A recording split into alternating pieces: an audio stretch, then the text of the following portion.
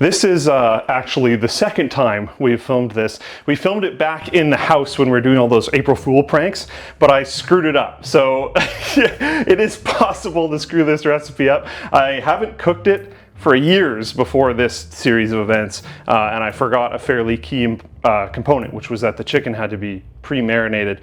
The problem with that was by stacking all the ingredients on top of this recipe instead of how you traditionally do it, where you stuff everything in the middle, with non-pre-marinated chicken, it made it so that there was like this flavor bomb at the top and then just this enormous valley of no flavor whatsoever, and it was kind of a weird and very bad experience. So my girlfriend, after I told her how disappointed I was and how it went, reminded me of a few things of how I used to do it, which was one, that it was pre-marinated chicken. So the exact pre-marinated chicken I used to use isn't available anymore, but I found some from another place, so we're going to use that.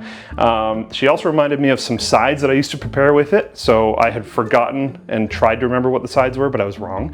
What I used to do was get the tray of quinoa from Costco that you can buy, and I would just portion out like a scoop of quinoa on each plate, and then I would buy broccolini, and I wouldn't really cook the broccolini much. I would just throw it in the pan after I was done with the chicken and get some of the juices from that on the broccolini, salt and pepper. Or maybe if I had some extra, if I had ripped up some of the provolone, which we'll get into later, I could use the extras of the provolone and put that on top of the broccolini and cook that on top. So you'd have like a green, some carbs, and then the chicken, and it was kind of well-rounded. But today, we're just gonna do the chicken, and I mean, buying pre-bought stuff from Costco and tossing something in a pan and pulling it immediately back out isn't really all that complicated, so I'm sure you can figure out those parts. The chicken is also actually not that complicated. You have olive oil, which you put in the pan to cook the chicken, and you're just cooking pre-marinated chicken in a pan, and then putting basil on top of it,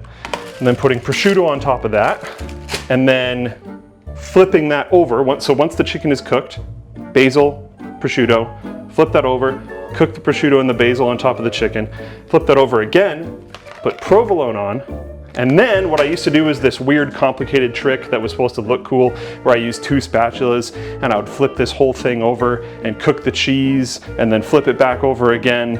But I'm bad at that now. I was very practiced at that back then. I can't do that anymore. So I have a fun trick where I use this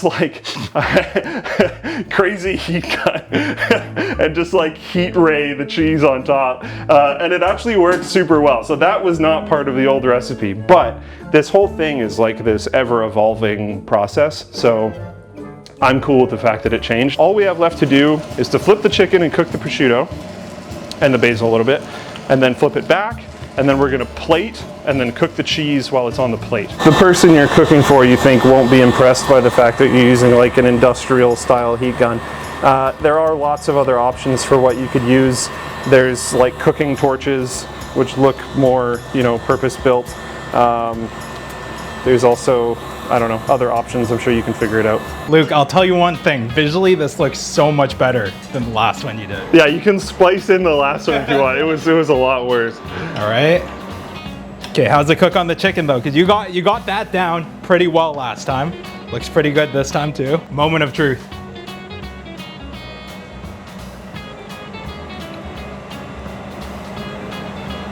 I didn't taste that one. I tasted the other one, but they should be pretty much the same. This one definitely doesn't need more salt, Luke. Yeah, there we go. Okay, see, I felt like I lost so much cred because, the whole white people can't spice things thing. So I was like, man, no, I actually do spice things, I swear. This is really good.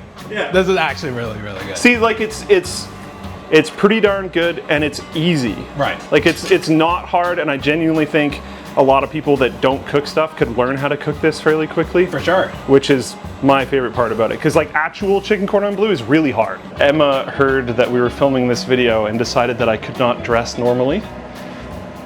So this was what she chose for me, which I'm now, maybe a little bit self-conscious about, because I started questioning some things. I wear shorts every day. She gave me jeans.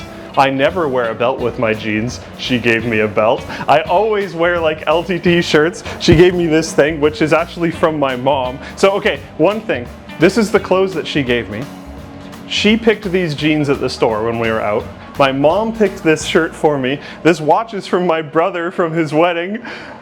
None of this stuff is stuff I chose.